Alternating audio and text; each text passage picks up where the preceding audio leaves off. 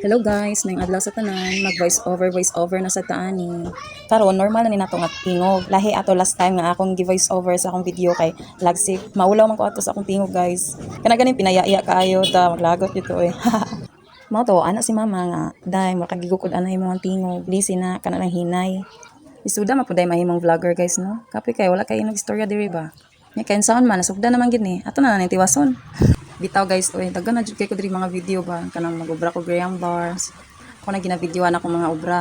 Nya kay wala lang gina-save lang nako sa akong cellphone napuno na gani ni diri ah. Nya ako taning ipang post nya maula man sad ko live voice over kay maula lagi ta istorya wala tay nag-istorya ba. So kani mahimo na gid ang tabianan ni ron kay makapiright man ta og music atong gamiton. Kani di ang video ha guys, gahapon ni siya nako gi-record. Nag-obra ko ani og kanang mga baligya nga inog sulod nako diri sa amoang ref.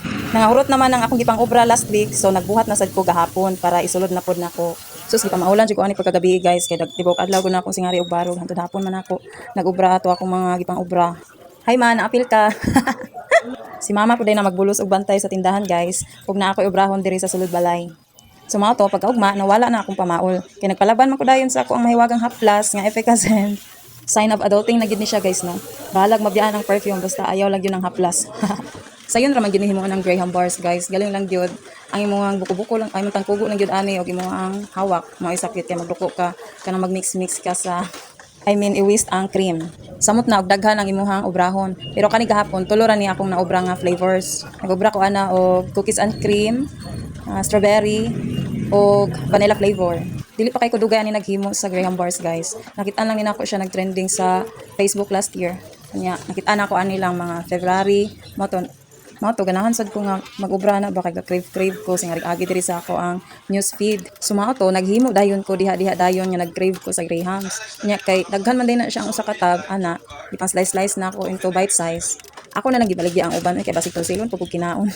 Kay og dili gid siya mahalin, ako ara kung kaunon to siya og anam-anam. Kay paminaw na ko mahal pud siya ba kay 10 pesos ang isa ka bite size.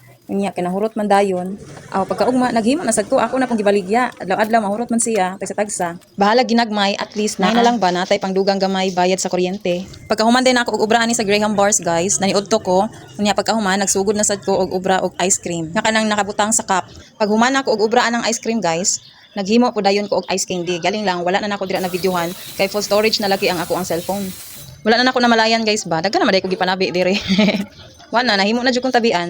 Sunod na pod maghimo na pod kog video guys. Atangin na pod ko ninyo ha. Dili gid sayon mag voice over guys. Naaptan jud kog tunga sa adlaw.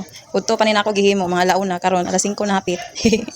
Ngano man pod ni akong video nga. Kurtin pod ni taasa. 3 minutes man pod. Makahurot man pod og laway oy. Double Dutch day ni ang flavor sa ice cream nga akong gibuhat guys. Nakahimo day ko ani og 26 ka cups. Kuni akong baligya ani kay 15 pesos. Sayon ra pod ni siya himuon guys. Akong naganahan ani nga flavor no kay dagan siya og toppings ba. Inugkaon nimo dang kagot-kot. By the way guys, hapit na day ko mahuman ari og istorya sa akong gihimo nga pinakataas kaayo nga video. Salamat kaayo sa paglantaw nimo sa video. Kung naabot man ka diri sa tumoy, God bless.